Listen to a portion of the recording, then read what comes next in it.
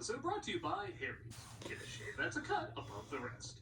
Come check us out at Flashback Weekend in Chicago, August 2nd to the 4th. Hope to see you there.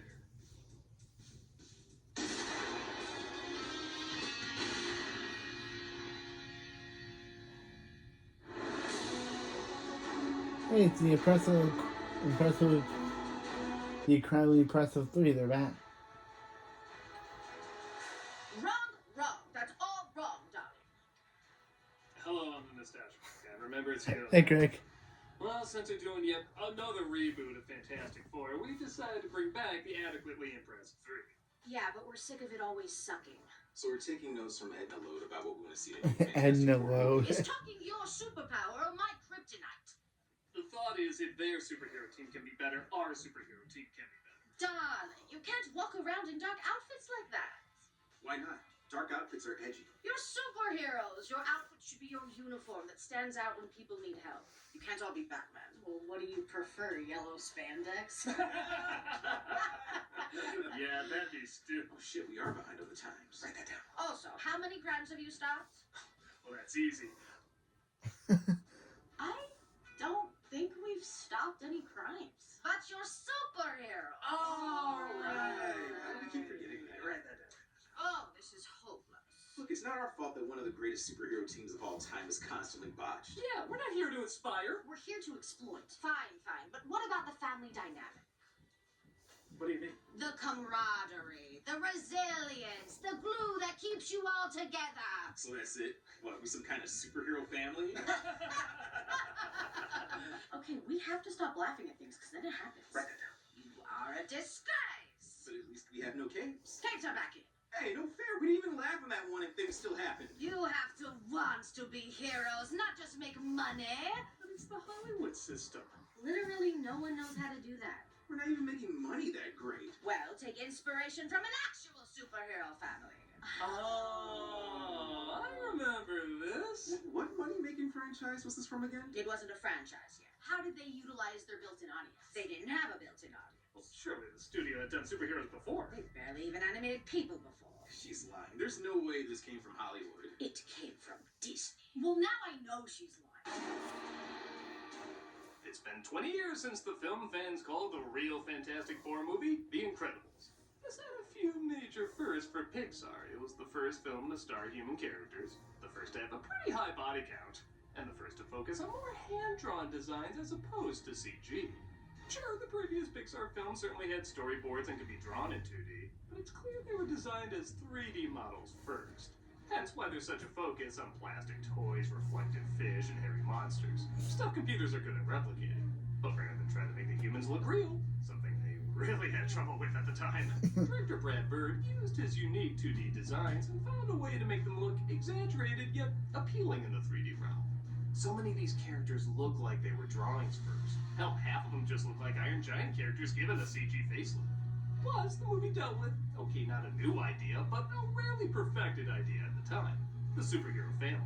It focused on issues not often explored in either Pixar or superhero flicks either, like midlife crisis, career and family imbalance, standing out too much, not standing out enough, and at a time when we don't have a solid superhero family film from Marvel yet, The Incredibles did a good job filling that void. But 20 years later, does it still hold as strong a place in our super hearts as it did before? Well, let's take a closer look. Yes, off with you. I will finish up with these two. Hey, why does he get to leave? Because she knows my critique will make our point stronger. You just find it pretentious, don't you? It's the teeth. They're way too distracting.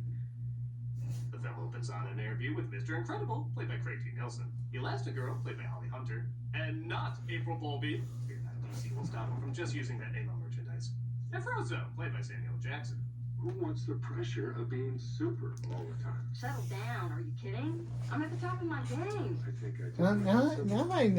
Now I know Craig T. Nelson is more It's funny because the opposite happens, and as Dale from Young Sheldon. I kind of like him better on Young Sheldon. Between police and armed gunmen. I like him better in Young Sheldon. I like him better in this. I like him good in this, but I like him better in Young as well as Sheldon. Cat. Because we got one come down. I I think there's Coach Ballard and young Will Sheldon. Squeaker find the courage to find this all indifferent? Kills two birds with one stone, pleasing his number one fan, a little boy named Buddy. My name is Incrediboy. I know all your moves, your crime-fighting style, favorite catchphrases, everything. Ready and willing to be slapped for you. What? He kicks him out and stops another crime with Elastigirl. I work alone. Well, I think you need to be more flexible. And I kind of love when it's revealed where he's going, you realize everybody took a break on the way there to stop crime, showing how much their jobs truly mean to them.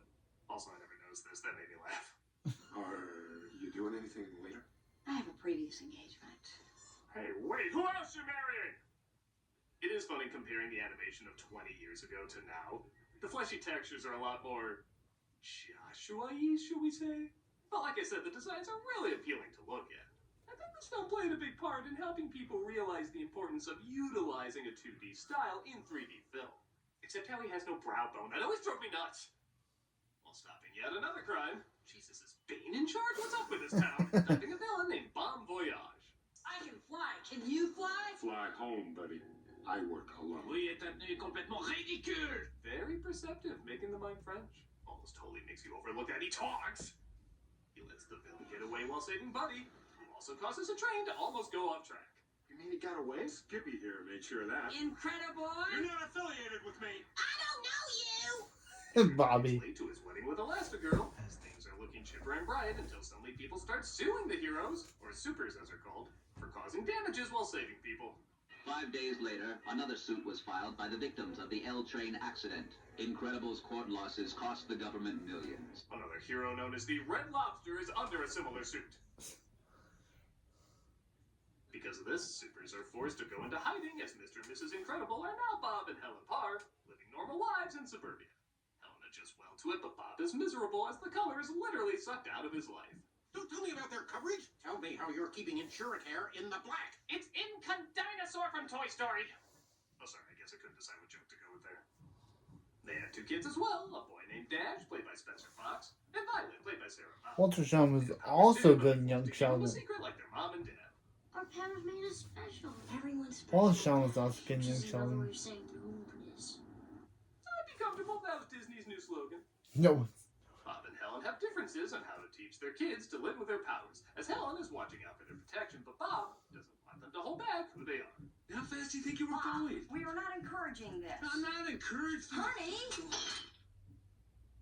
That plate had just one day left until retirement. Dash makes fun of Violet having a crush on a boy, causing them to fight.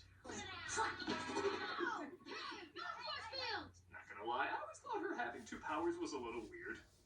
It might be the only thing done better in the Fantastic Four movies. They explain the invisibility in the force field a little better. I feel like you gotta give a superhero either a million powers or just one. It's kind of like saying the Hulk's strong and you turn his hand to Kermit the Frog. I don't know, it just doesn't sound right. Speaking of not sounding right, does anyone understand this joke? The only normal one is Jack Jack, and he's not even toilet trained! Lucky. I meant not be normal. Dash prefers diapers. What's a mindset here? Bob goes out with Frozo, now going by Lucius, as the two are still incredibly addicted to stopping crimes in secret. I love the fact that the law is literally their mistress. Is that everybody? Yeah, that's everyone. Man, I know we see a lot of common superhero tropes, but were these two movies just watching each other while being made? Helen suspects Bob is up to his old tricks. Is this rubble? We can't blow cover The again. building was coming down anyway. You knocked down a building? Damn it, this wouldn't have happened if Lucius just put lipstick on and kissed my collar. Why does he have to be so weird? Reliving the glory days is better than acting like they didn't happen. Yes, but this, our family, is what's happening now, Bob. I like how they have to hide what makes them unique, and seeing how this does take place in the 60s, you could read a little bit into that and how not everyone was always welcome for how different they were. It's something I think always resonates in a lot of time periods, but at the same time, you can just look at it as a story about a family of superheroes. See, this is the kind of commentary I like. You can read several things into it because it's relatable to a lot of people in a lot of different ways. Direct commentary is fine too, but there's way too much of it right now and often gets in the way of the story. You can interpret it a lot of different ways and it can mean something different for everyone. Except this guy, there's no debating. He was modeled after Stephen King, right? I'm not happy, Bob. Not happy. When you turn that sheet around, by the way, there's some pretty funny stuff written on there. Even this commentary on insurance is pretty funny. Are you saying we shouldn't help our The customers? law requires that I answer no. We're supposed to help people. We're supposed to help our people. Yes, these jokes have been pretty common for a while, but again, I feel like today they would make this guy the villain. The rich person in a suit pulling the strings. Hell, they basically did later. And that's not what's fun about this world. You can have supervillains, but you can also just have little a-holes who are doing a smaller amount of harm, but still harm. And this variety of different characters shows there's different battles and antagonists that should be fought in different ways. Punching a supervillain makes sense. Your boss, not so much. How is he? He'll live. I'm fired, aren't I? Oh, you think? Now, if this psycho kid could get on a hockey team, anything's possible. He gets a call from a woman It's named Riley from Inside Out 2. who says she has an interesting business proposal. We have something in common. According to the government, neither of us exist. I like this futuristic technology is very similar to the technology we have today. Though, I'm sorry, 3D TVs will never be a thing. Stop trying to make that thing! The supers aren't gone, Mr. Incredible. You're still here. You can still do great things. He gets nostalgic for the glory days and decides to take her up on her offer, telling Helen he has to go out on a business trip. Is a top-secret prototype battle robot to solve any problem it's confronted with. It got smart enough to wonder why it had to take orders. We lost control. AI in a year or two. He's sent to the island of the Twisted Macaroon to take out the robot. Well, I do think this fight could be a little funnier and utilize the probability factor more. It is an impressively fast fight. The speed in which this thing moves does make it a legit threat. And when you find out who the test subjects were who made it that fast, it kind of makes it creepy. Again, the animation getting across more than you might originally think. Using its own metal and moves is also a clever way to defeat it, as Bob is invited to dinner afterwards. Why With a live? volcano, Seems a bit unstable. volcanic soil is among the most fertile on Earth. The only thing we have to worry about is it falling in love. On that Oh, note, I saw this really short surprising years volcano ago. Doesn't erupt in this movie. It's kind of like Margie not giving birth in Fargo. It's refreshing, but a little weird. Bob is on cloud nine, connecting with his family more, getting in shape, and even going to his old costume designer, Edna Mode, to get a new suit. What is it? Who are you? What do you want? My God, you've gotten fat. Come in, come. This is also where the movie gets really funny. The comedy's been fine, but honestly, it's been a little light considering the concept. But when this character based on presumably a few famous designers shows up, it starts to kick into gear more. Originally, Lily Tomlin was going to play her, but when Brad Bird kept doing the voice for the animation test, she finally just said, "What do you need me for? You already have your Edna." This is a hobo suit, darling. You can't be seen in this. I won't allow it. You designed it. I never look back, darling. This, of course, leads to the famous no cape scene, talking about how they're more dangerous than helpful. Knock it! Stratogear! Cape caught in a jet turbine. Delta Man! Express elevator! Dynaguy! Snag on takeoff! It's a good bit, but I hate it. Why? Because I had the exact same routine in a superhero comic I drew when I was 15 years old. Come on, a toilet joke was right there! Bob is called back for one more assignment, but it turns out it might be his last. For we're introduced to Syndrome, voiced by Jason Lee, who it turns out was the little boy he tossed aside all those years ago. You can't count on anyone, especially your heroes. Apparently, Bird really wanted to push the animators past their comfort zone, so, as a joke, the designers modeled the energetic control freak after him. Not gonna lie, I can never unsee this now. I went through quite a few supers to get it worthy to fight you, but man, it wasn't good enough! I'll admit I've seen Jason Lee as kind of an awkward actor if not in the right role. But this is definitely the right role for him. He is both really funny and surprisingly menacing. I invented weapons, and now I have a weapon that only I can. You sly dog! You got me monologuing! I can't believe it. I thought only supervillains and YouTube critics did that. YouTube Your credits. nemesis said it! Brilliant. He thinks he destroyed Mr. Incredible, though, giving this goofy as hell face. Mr. Incredible terminated. It's a face that says, "I farted. I'm not gonna say it's me, but I want you to know it's me." Here we see a trap set for the very rare and often very annoying bald-headed Douglas. Bald-headed Douglases are often lured.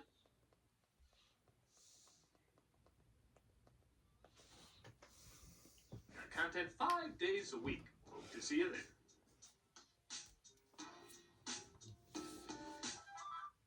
Helen notices acting weird, so she sees the last person he saw, Edna, who went to the trouble of making supersuits for the entire family. Edna mode. And guess. Christ, fashion is dangerous. Speaking of which, how did she get everybody's measurements? Suit me up, Uncle Alfred. The less I think about, the better. Bob manages to sneak his way into Syndrome's headquarters, finding out a whole slew of heroes have been murdered trying to make the perfect killing machine. I like he checks on his friends and family to see if he knows their identity yet. It's not really a funny moment, but little touches like that make us appreciate them more as heroes. He gets caught, though, in maybe one of the strangest ways to capture someone. It's like a mix between an alien STD and a totally spies fetish. And Helen realizes he's in trouble and has to save him. Dad's in trouble, or Dad is the trouble? I mean, either he's in trouble, or he's going to be. Yet the family surprisingly hasn't gotten that much focus. This is something I think balanced out a lot better in the second film, as half the flick is mainly focused on Bob. But a little over halfway through, they do enter the story more. The kids see they have supersuits and sneak aboard a plane Helen is borrowing to head towards Syndrome. Okay, now the whole family's involved. Now we're gonna get some fun, wacky action. Indy Golf Underline transmitting the blind guard. Disengage, repeat, disengage! In a minute, I'm sure. You have to put a force field around the plane. Disengage, repeat, disengage! It's about to get really zany. Pilots, abort! There are children aboard. Mayday! Zany goofy. Put a field around us now! Pilot, do it now! I mean, come on, it's Pixar. Not every character has to be Nemo's mom. Every character has been hero's mom. Oh my god, just make the force field, you bitch! Okay. Remember in the last movie when the little kid said boo? Yeah, that was cute. Jesus, that was intense. Actually, believe it or not, it was going to be even more intense. There's a version of the script where Helen did die. Lasseter voiced his concern, but said he would stand by Bird if he truly believed in it. It probably goes without saying they made the right choice. Killing Helen certainly would have been a dark risk, but it wouldn't have matched the rest of the tone at all. Hell, even just saying that sentence, killing Helen, it just doesn't sound right in a Pixar movie about a family of superheroes. It'd be like having Bryan Cranston in a Godzilla film and getting rid. Oh, right. Well, it'd be like having a Wookiee Jedi for the first time and getting rid. Oh, right. Well, it'd be like having Steven Seagal in a Kurt Russell film and getting rid of. Okay, sometimes it works. Suits really are indestructible, though, as Helen saves the kids while Bob thinks they're dead and threatens Mirage if Syndrome doesn't release it. I'll crush her. Yeah, that sounds a little dark for you. It was going to be part of an ABC spinoff, of course. He lets her go as the rest of the fam makes their way to the island in a pretty original way. This is what you get when you type in an image generator, The Incredibles boat. Zord, your identity is your most valuable possession. That's why you're covering up 1/9 of it? Mom, what happened on the plane? I'm sorry. It wanted to. It isn't your fault. It wasn't fair for me to suddenly ask so much of you. Again, you could make the argument they might be taking this concept a touch too seriously, but again, it does really show the love and care this family has for each other. And that they're more than just their powers and quips. It makes them feel like a real functioning unit. They won't exercise restraint because you're children. They will kill you. Da-da-da-da-da-da. Because you could also argue this helps give more power to the kids, as Helen, again, really acts like a mother, trying to protect them, but also makes it clear they are still capable of great strength, even in the face of great danger. You have more power than you realize. Don't think. If the time comes, you'll know what to do. I was in college when this film came out, but I think if I was a kid watching this, these scenes probably would mean a lot to me. But, you know, it is still a cartoon about stretchy people. Turn to the right! I'm just gonna assume there's a lot of images of that online. There are. The internet's gonna internet. She makes her way to Bob, who's been released by Mirage, who felt betrayed by Syndrome. Lousy, lying, unfaithful creep. How could I betray the perfect woman? Once more, I really like how the humor comes from a surprisingly positive place of Helen wanting to start a fight with Bob, but he's just so excited she isn't dead. And now we're running for our lives through some godforsaken jungle? You keep trying to pick a fight, but I'm still just happy you're alive. I've known a few couples who'd probably be happier with the flip of that. As morning arrives, the kids are discovered and they use their powers to outwit the henchmen. It took a while to get here, but these scenes are awesome. Dash running from the guards is easily in the top 3 best Pixar action sequences.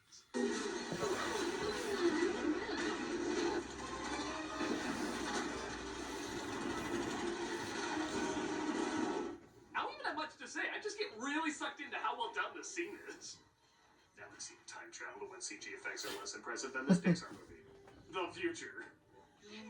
Oh, you're all right. I'm so worried about you. The family meets up and they get caught by Syndrome, leading to my personal favorite line. You married Elastigirl? And got busy! First PG Pixar movie too. Syndrome locks them up and releases the robot on the city, pretending to save them and be the hero he always wanted to be. I'll sell my invention so that everyone can be super. And when everyone's super, no one will be. It's interesting. Both this and Lion King subtly introduced the idea that maybe some villains aren't born evil, they just never grow out their childlike selfishness. Both films have a kid saying a variation of a line the grown-up bad guy says when they're in control. There's more to being king than getting your way all the time. There's more? I am a king. I can do whatever I want. Everyone's special, Dash, which is another way of saying numerous. And when everyone's super, no one will be. Or maybe it's showing that Dash and Simba will one day be supervillains. Probably not, but I want to see those sequels. Yeah, he wants to see Dash as Homelander. The robot. As Syndrome ends up causing more damage trying to save the day. By the way, good callback. And you know those try to watch without singing videos? I bet for most of you, it's hard to watch this without singing along. Where's my supersuit? What? Where is my supersuit? I'm actually shocked more people haven't dubbed this over other Samuel L. Jackson roles, so here's the best one I could come up with. Where's my supersuit? What? Where is my supersuit? What? You tell me where my suit is, woman! It's not bad, but I feel like it's all the way around. We get a nice moment of Bob saying he doesn't want them to fight because he can't bear losing them again. I can't lose you again! I'm not strong enough. Like before, this might seem a touch heavy and out of nowhere, but if you imagine the film without it, Bob just breaks the rules and gets what he wants. Like, sure, you can do that, showing passion will always find a way, but with this scene, you do see the threat of them gone really messed him up. Seeing not only how he should value them more, but also how he should let them more into his world, and likewise be more in their world. It's a touch sudden, but it does add a lot. Bruno! Yeah! This fight is also really great, with everybody pulling their weight and eventually taking out the machine, winning over the public once more. That's the way to do it. That's old school. Yeah? Old school like the old school. Yeah, go back to the railroad, you old man. Back at home, though, Syndrome gets his revenge by kidnapping their baby Jack Jack. Syndrome figures out, though, he has powers as well, and, of course, a cape is what ends up doing him in. Still would have been funnier if it was death by toilet. Violet even uses her force field to protect them all from the explosion. That was totally wicked! Ah, so this town is in Boston. Dash is allowed to go into sports, although not to the full extent of his abilities, and Violet works up the nerve to ask a boy she likes out. Do you know? I like movies. I'll buy the popcorn. Wait for them to Just don't change. hand me a soda during the funny scenes. Another villain attacks the city, though. Wait for them to basically have to rehash their relationship in the second movie. It's a little weird, but I still like it. And by God, I still really like this film because it really holds up. Like I mentioned, I do wish there was a bit more of the family as a whole and not quite as much focus on Bob. But it does make sense he would be the one that gets the wheels going, and I suppose waiting for them does build up finally seeing the family function as a team. Sometimes the jokes could be a little funnier too, but that's made up by the fact that this is a very believable family. You really feel how connected they are, and that creates some really good chemistry. I think it's focusing less on making you laugh and more on how exciting and fantastical having a super family can be. No doubt making the idea even more believable to younger viewers. If you really feel the family dynamic, you feel like you're really there fighting crime with them, and I think that's a big part of what makes them so endearing. It's got a lot of heart and a lot of energy, which 20 years later still makes the film pretty super. So, what have we decided for the adequately impressive 3? That you're an incredibly dysfunctional family and they're getting emancipated from you. What? We're not even related. See how he talks to us? Like we're not even blood. We're not blood. Do you see this? I do. Both of you can live with me until the separation is complete. Thank you, Edna. You're a good mother. She's not your mother. Then how do you explain why we look so much alike? You two are the same person. Would bring that up. So insensitive. You're changing costumes in between takes. Come, my darlings. Let Mama You're Edna changing show you costumes in evil. between takes. We love you, Mama Edna. You truly get us. Yeah, I'll see you two in the same shot. Out we go, my pets. Yeah, now let's say, no, don't cut to me. I'll give Tamara a chance to be in the next up. There she is. Yeah. Invite Edna back here. Let's see you two in the same room. We're too traumatized. It's the same person. Even though I know that. God, busy!